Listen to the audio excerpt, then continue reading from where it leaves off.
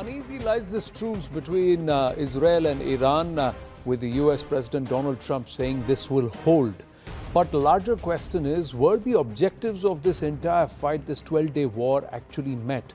Because all three sides, the US, Israel and Iran, seem to have different positions on what was the objective and what was achieved. Joining us now is Alex Gandler, Deputy Spokesperson, Ministry of Foreign Affairs, Israel. Alex, namaste. Thank you for your time. Shalom, Anand. Shalom. Let us first understand what was Israel's stated objective here. Well, that's a great question. It's more than one. We're talking about two objectives in total. One was obviously the nuclear program of Iran, the program to reproduce weapons of mass destruction. And the second one was its ballistic program, which is one of the triad that is needed in order to launch nuclear missiles. So our goal was to destroy the nuclear program and the ballistic missile program. And as you probably have seen, one of those was used on Israel. We were shot at with more than 550 ballistic missiles, together with 1,000 drones, or even a bit more than 1,000 drones. But Alex, were both these objectives actually met? Let's take the ballistic missile program. The last day of this war, soon around the time that ceasefire was announced by President Trump, Be'er Sheva was pounded. And we saw that despite 12 days of heavy strikes by Israel, Iran continued to have some ballistic missiles and missile capability and the ability to hit Israel. So has that objective actually been met? Well, I think we've achieved much in both those objectives, more so probably in the nuclear objective. It's a bit easier because the amount of nuclear sites that we could know about and hit was very clear. We knew where Natanz was, where Fordo was, where Isfahan was. Regarding the ballistic missiles, it's a bit harder. They're a bit more spread around Iran. And as you know, Iran is a tiny bit bigger than Israel, about 18 times bigger than Israel. Israel with the size of the population of Tehran of 10 million people, whilst Iran is 90 million people. It's a very big country. There's a lot of places where they can hide either the manufacturing or the storage of the ballistic missiles, but we've managed to hit it quite a bit. We presume that we have hit at least 30% of the rocket launchers, which are very important. You can have as many missiles as you want. Unless you have the launchers, you cannot shoot them.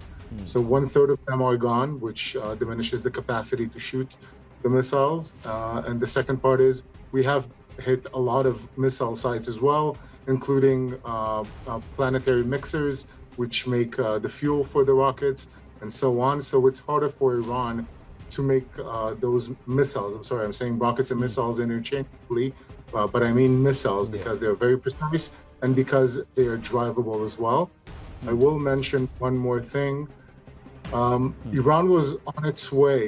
That is one of the things we discovered and why we decided to attack it, was on its way to develop the capability to produce more than 20,000 rockets in the next couple of years, together with the launchers that are accompanying them.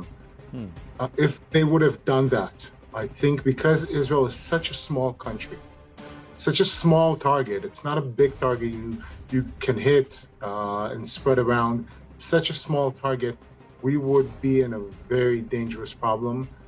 It would be an equivalent for us to nuclear weapons held by Iran. As Israel has often said, it was an existential threat that they had to preempt. But let's come to the nuclear program. Now, there are varying claims that are being made. There are reports now that surface, which also marry with the satellite images, that Iran has been able to cart out at least 400 kilograms of enriched uranium enriched up to 60%, which then means that they have the capacity in the near future to build at least 10 nuclear warheads. Now, do you confirm, deny this, or is that a possibility? Well, listen, it's a possibility. I think both us and our American partners have been closely following that development, and we've heard it on the news as well. It's a possibility. I cannot deny that. But also we know that we've hit both Natanz and Fordo very effectively, which means the centrifuges in those sites are gone, which means we have delayed the Iranian nuclear program at least by a number of years. And I think it's more important to think of the state of mind of Iranian leadership at the moment, not just their capability of doing so or not, because we've also eliminated some of their top scientists that led the program and so on and so forth. The question is whether Iran is not only capable, but does it want to do it now? We have crossed a threshold, mental threshold, both for us and Iranians. The talks about attacking the nuclear sites in Iran have been going on for a while. I'm sure in your illustrious journalistic career, you have heard of it at least once. But we've passed it. We have done it.